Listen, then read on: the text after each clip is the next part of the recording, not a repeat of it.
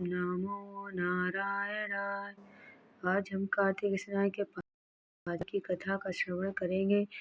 प्रभु मुझे सहारा है, तुम की कथा करूं विस्तार। बोले, हे नारद जी, आपने कार्तिक मास में स्नान का फल कहा। अन्य मासों में विधि पूर्वक स्नान।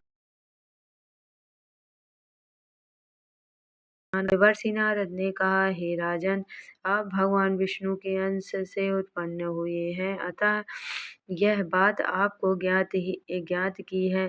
फिर भी आपकी यथाचित विधान हूँ। अश्विनी मास के शुक्ल पक्ष की एकादशी से कार्तिक के व्रत करने चाहिए। व्रत में उठकर जल का पात्र लेकर बाहर पूर्व अथवा उत्तर दिशा में जाना चाहिए। इसके बाद जो मनुष्य मुख शुद्धि नहीं करता, उन्हें किसी भी मंत्र का फल प्राप्त नहीं होता। अतः दांत और जीभ को पूर्ण रूप से शुद्ध करना चाहिए और निम्न मंत्र का उच्चारण करते हुए दातून तोड़नी चाहिए। हे बृहस्पति, आप मुझे आयु, कीर्ति, तेज, प्रज्ञा, पशु संपत्ति, महाज्ञान, बुद्धि और विद्या प्रदान करो। इस प्रकार उच्चारण करके वृक्ष से बाहर अंगुल की दातून ले। दूध वाले वृक्षों से दातून नहीं लेनी चाहिए। इसी प्रकार कपास, कांटेदार वृक्ष तथा जले हुए वृक्ष से भी दातून लेना नहीं, जिससे उत्तम गंध आती हो और जिसकी टहनियाँ कोमल हो। ऐसे ही वृक्ष से दंतवाधन ग्रहण करना चाहिए। नवमी, छठी, रविवार को चंद्र तथा सूर्य ग्रहण से दातून नहीं करनी चाहिए। तत्पश्चात भली भांति स्नान कर के फूल माला, चंदन और पान आदि से पूजा की सामग्री लेकर प्रसन्न चित्त व भक्ति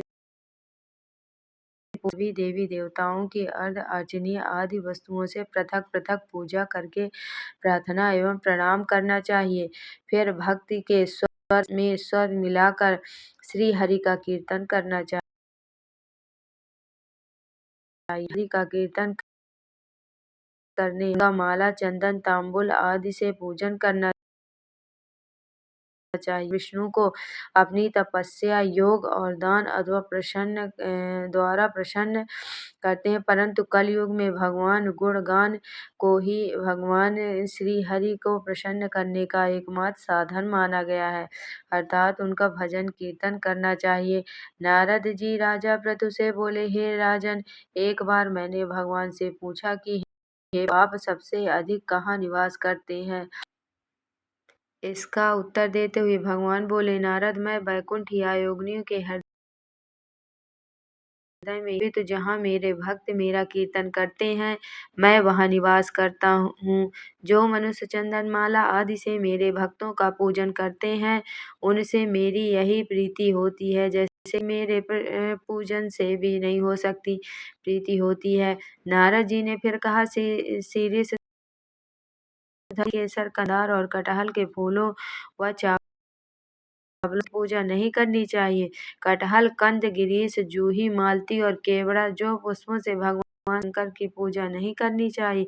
जिन देवताओं की पूजा में जो फूल निर्दिष्ट हैं, उन्हीं से उनका पूजन करना चाहिए। समाप्ति के बाद भगवान से क्षमा प्रार्थना करनी चाहिए, यथा, हे सुरेश्वर, हे देव, न जानता हूँ, न क्रिया न भक्ति से भी हीन हूँ। मैंने जो कुछ भी आपकी ऐसी प्रार्थना करें। जो व्रत का अनुष्ठान करते हैं, वे सभी सुखों को भोगते हुए अंत में मुक्ति को प्राप्त होते हैं। बोलो विष्णु भगवान।